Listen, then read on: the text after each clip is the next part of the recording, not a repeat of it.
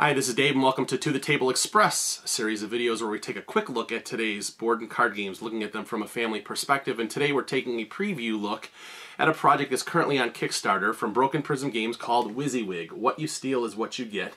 And this is a card and dice game for 2 to 5 players in which you take on the role of a light-fingered thief in which you are attempting to steal various loot items from the mark and from other players and trade them into various fences to become solid with them and gain notoriety. The first player to gain 5 notoriety tokens is the winner of the game. Let's take a look at WYSIWYG and how it's played, and I'll come back and I'll give you my thoughts. Alright, I have WYSIWYG set up here for a 3-player game, and let me quickly show you the components that come in the game. And this is a prototype version of the game, so it may not reflect the final quality of the product that you're receiving. First, there's going to be 5 dice that come in the game. There's going to be a bunch of different symbols that are on them. There's going to be this deck of cards that make up the loot deck, and this loot deck is comprised of various items. Here, for example, the royal necklace, and the cards here are set up in an array called the mark. Up at the top here we have some reward cards which are going to give us some items that we'll be able to use, and then all these little winks along the side here are notoriety tokens from various fences that we're going to be dealing with our goods here that we're going to steal. Now, let's quickly take a look at one of these cards here, for example, this royal necklace. And look, we have the item here is the necklace, and down at the bottom are going to be the symbols that are going to be required from our die rolls here in order to take this particular item. And up at the top, there's going to be 3 different symbols, and these are the 3 different fences that will be willing to handle this particular good. So when we set up the game here for the mark, what we're going to do is we're going to turn cards face up from the loot deck for each number of players. If it's only a 2-player game, then we would turn up a 3rd card just like we have here. Now let's take a look at the symbols that are on these cards here, and the first thing that we see here is our stealth symbol, this one particular one here. Next there is a skeleton key. There is one called Brute Force. There is Snatch. And finally there is the guards here. So at the start of the game we've shuffled up all of these loot cards, and we have dealt out cards into the mark face up here. 1 for each player. So for 3 players we have 3 cards face up. If it was a 2-player game we would have the 2 cards plus we'd deal up an extra one. So we would have 3 cards here. And the first player is going to take the first player token over here, and they're going to roll these 5 dice, and we're going to look at the results here. And the results that I have, we have a brute force, we have a snatch, we have a stealth, we have a skeleton key, and we have a guard. Well, right away, I actually have the die results where I could attempt to take this particular card over here, the secret letter. However, I have a guard showing right now, and as long as there is a guard showing on any of the die face, I am not able to take one of these loot cards.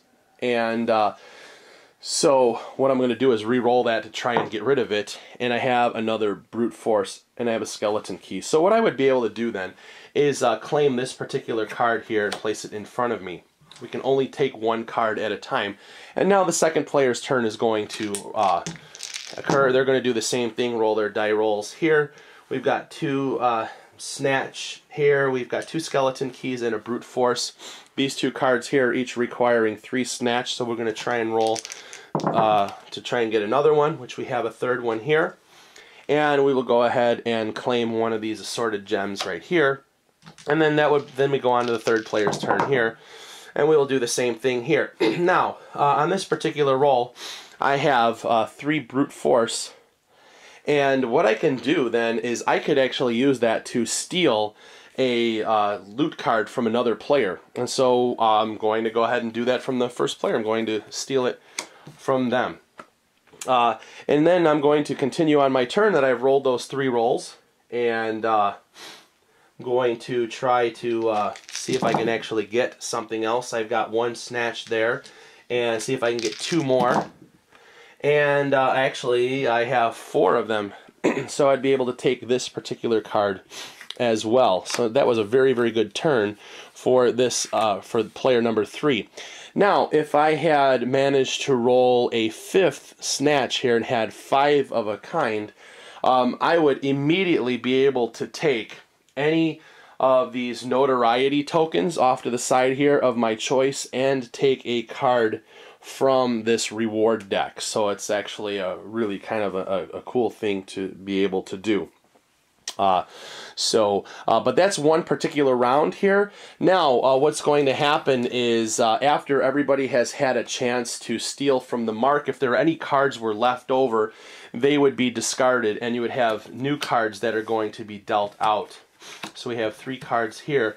Now, one thing to note is that these other cards that are placed face up in front of each of the players here, so we've got these gems and scarlet, the secret letter over here and stuff, these are not safe, and other players can steal from them, as you saw in the one turn there.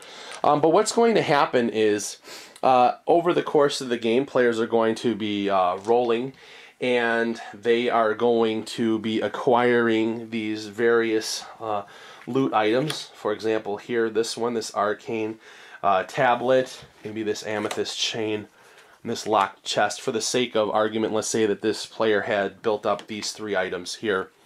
And what we can do then is trade these in to a fence. As long as we have 3 matching symbols, so we have 3 green ones here, we'll discard these and we will take a green token, notoriety token, place it in front of us, and draw a card from the reward deck.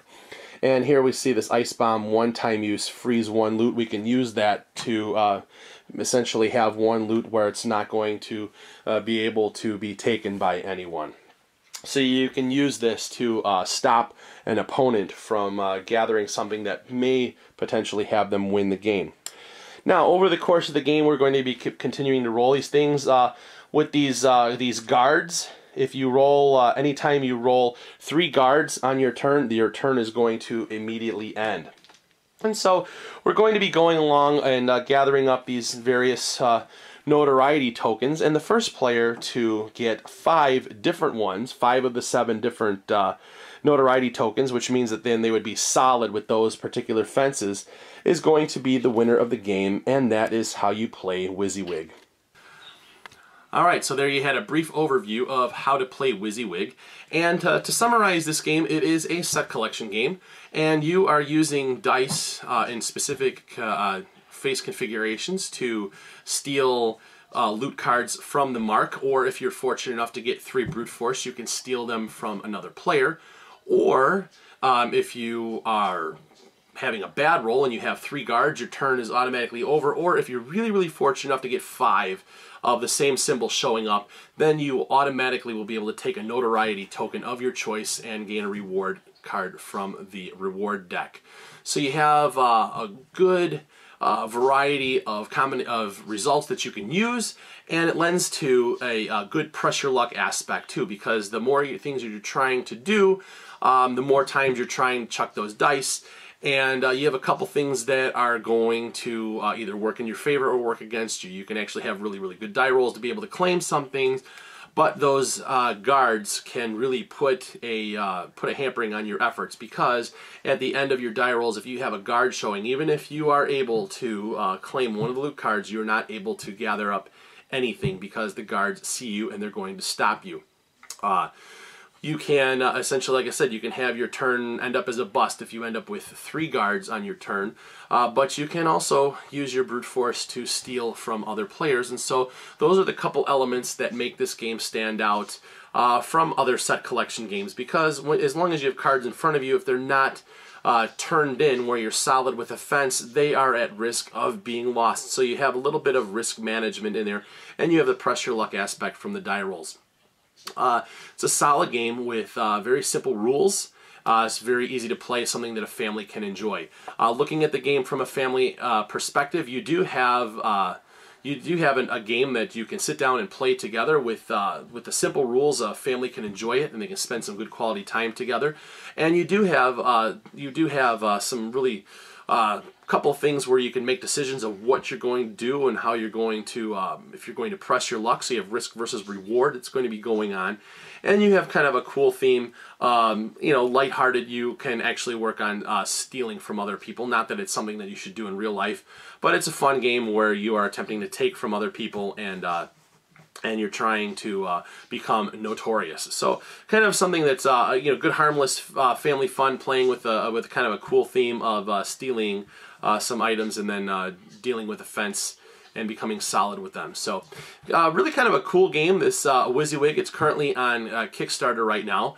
And if you are interested in supporting this project, I will have information in the video description below, so you can go ahead and click on that and go over and pledge your support to this particular project and help it come to life. So anyways, that's WYSIWYG from Broken Prism Games, and that's it for now. And join me again next time as we take a look at another game and we see how it makes it to the table. Bye-bye.